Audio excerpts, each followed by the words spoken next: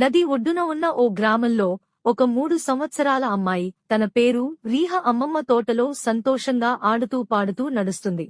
చెరువు ఒడ్డున ఆకుపచ్చ తాబేలు మెరిసే షెల్తో ఉండటం రీహ చూస్తుంది. తన చిన్న చిన్న చేతులతో బేబీ టర్టిల్ షెల్ను మృదువుగా తాకింది. అది చల్లగా, మెత్తగా అనిపించింది. టర్టిల్ నెమ్మదిగా ముందుకు సాగింది. బేబీ ఆనందంగా గడ్డి మీద క్రాలింగ్ చేస్తూ వెనుక వెళుతోంది. ఆమె నవ్వు గాలి శబ్దంలా చుట్టూ మార్మోగింది. నవ్వుతూ ఆమె చేతులతో నీటిని చల్లి ఆడింది. ఇది వారి మధ్య ఉన్న కొత్త స్నేహం ఆరంభం. సూర్యుడు అస్తమించేప్పుడు బేబీ టర్టిల్ తలపై ముద్దుపెట్టి బాధగా వీడ్కోలు చెప్పింది. టర్టిల్ మెల్లగా కన్నులు మూసి తన గడ్డి పొదల్లోకి వెళ్లిపోయింది. రీహ చేతిలో ఓ చిన్న టర్టిల్ బొమ్మ ఆ రోజంతా తాబేలుతో గడిపిన క్షణాలను గుర్తుచేసుకుంటూ నిద్రలోకి జారిపోయింది.